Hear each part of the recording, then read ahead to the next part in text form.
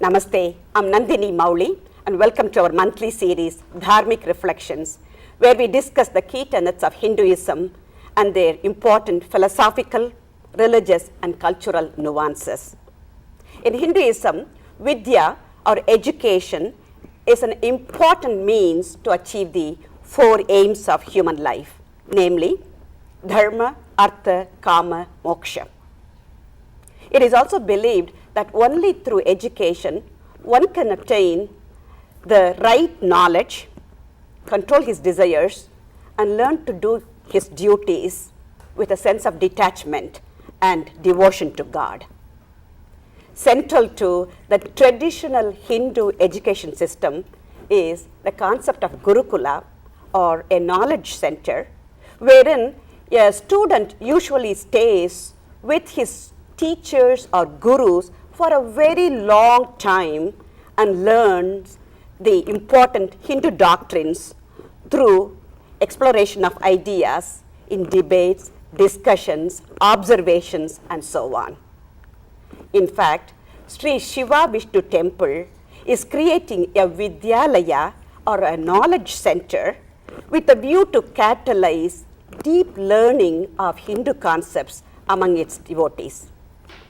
To talk about this very innovative endeavor, I'm joined by Shekar Narasimhan and Jaishre Shankar today. Shekar, by way of introduction, is an ex-SSVT trustee.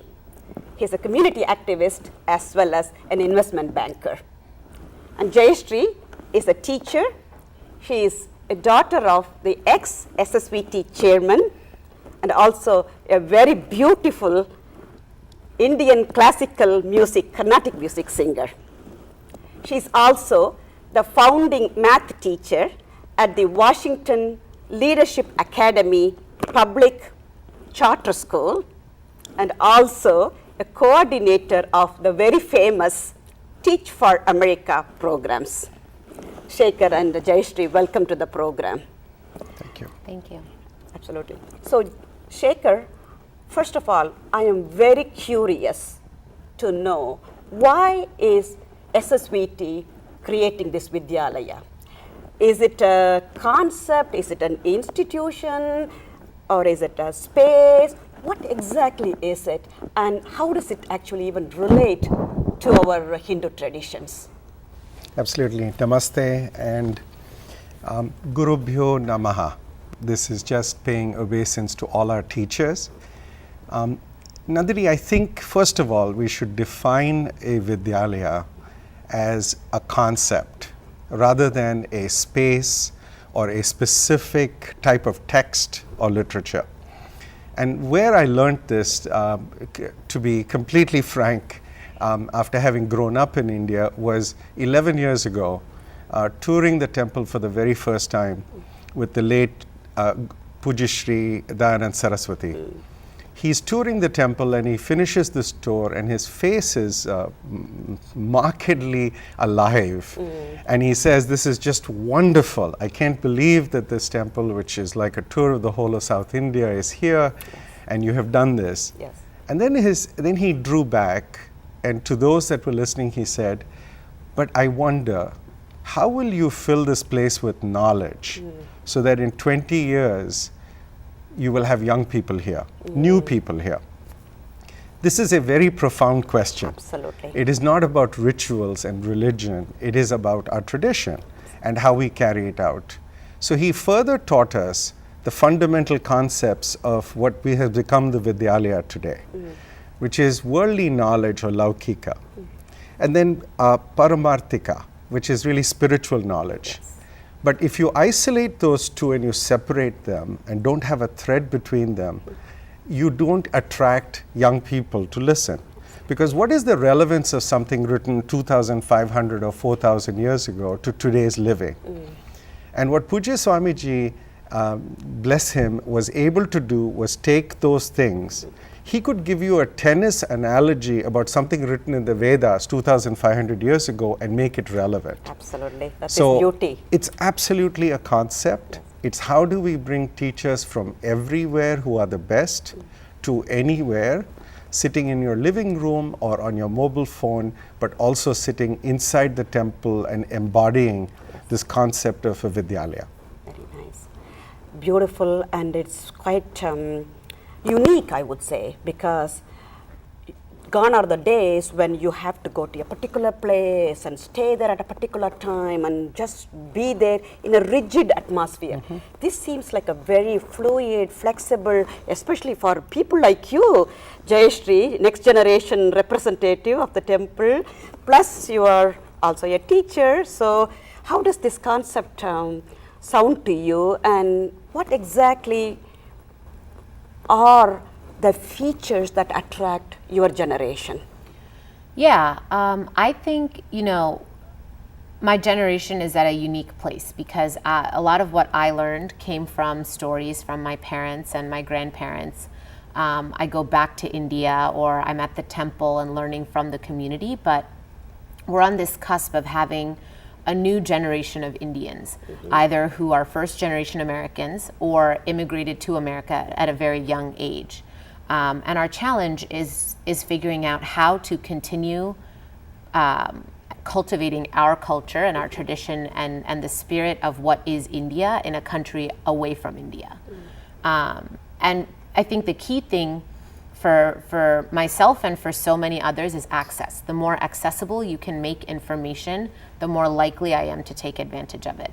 So I would love to say that I could come to the temple 3 nights a week and go to a class and have a debate or a discussion, but the reality of it is that I and so many others have competing priorities. Absolutely. And so for me, the draw of the conceptual Vidyalaya is creating not necessarily a physical space, but the proverbial space to have access to those things, whether it's joining a Google Hangout to talk about a certain tenet, or to e-stream a lecture so I can watch it while I'm doing work, or maybe a few times a month I'm able to come to the temple. But I think the more accessible we can make things and create that concept, we are attracting more and more people. Okay, so you think that your generation would definitely care for this so-called ocean of knowledge, and the way to access it would be propagated very easily through this kind of medium, and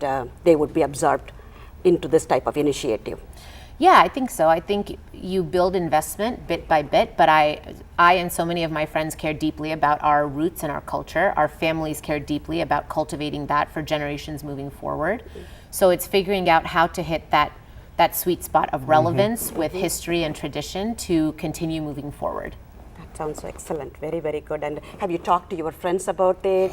Have you seen or gotten any pulse from your colleagues, friends, and so on? Yeah, so I think what's interesting is the colleagues piece really resonates, because I think there are a lot of people who also want to learn and don't necessarily have the medium to do so.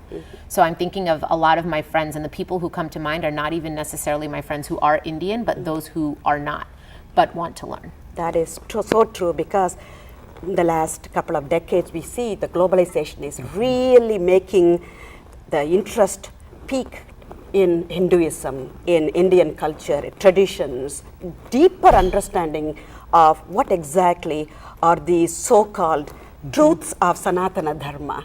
In fact, I was very surprised that when my son said he would like to learn Sanskrit in college, spend 6 months, really invest his time in college doing that, which suggested to me that there is a whole lot of youngsters like you who would like to have the education coming especially from a very authentic center like SSVT. It's an institution which has established its credibility through many beautiful, innovative ideas like this. So I am very thrilled. I'm very excited about this. And can you say something more, Shekar, about what exactly? Sure, and first of all, Nandini, we should be very clear. Learning is something that is continuous. Our sages knew this. You will learn at 90 just like you will learn at 5. This is a vast ocean. It is the Vaaridhi. It is the complete ocean of learning. So first of all, learning should not be something that is only childlike or next generation. That's number one. Number two is that what we have done is we have identified teachers all over the world, whether they are in India or Australia or in the United Kingdom or in the United States, who can teach. Yes. And we've identified a number of both male and female teachers who are under the age of 40. Now, why is that important? It's important because they are taking these ancient learnings and translating them to today. It's much harder to do when you're in the next generation. This is now a different age, if you want to call it that. So I'll give you one example. Sri Dushyant Sridhar is a young man who passed out of BITS Pilani, which for those who don't know is a major engineering college in North India. He studies engineering, he goes to work, at some point he gets a revelation, he starts reading, he gives up his learning and now all he does is lecture and tour and talk. He's erudite in English, he's highly relevant because he can take these very complicated concepts. And I want to add to that, we are at the stage where we're doing essentially reverse jeopardy. Rather than get the answer, we have the questions. So how would I, if I had the question, who am I? Why am I here? What am I doing today that is relevant to my future and my family and my community's future? Those answers are there and they are still relevant today, but they need to be translated so that I can hear them, she can hear them, Yes. we might hear different things, but at the end of the day, we are absolutely going to gain knowledge and bottom line lead better lives. Beautiful. Excellent. Very good. And then in relation to this concept, Vidyalaya, SSVT is also planning to do the huge festival, Sri Medha Vidyaa Vaaridhi Mahotsav. Can you two share some information about it? What are its facets and how is it different from rest of the festivals that the temple has conducted so far? So let me address quickly the concept behind this, and let Jaishre talk a little bit about all the other aspects, including the cultural. So as we talk about doing a Mahotsava, which is really a festival, it usually has several elements to it. There's a religious element. What we chose this time was to say, how do we highlight education, knowledge? And we picked the 4 gods in the Hindu pantheon who embody that, Ganesha, Saraswati, Hiragriva, Dakshinamurti.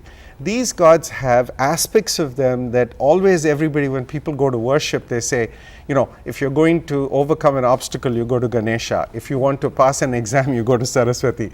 You see, we've learned to do these things, but we don't know why.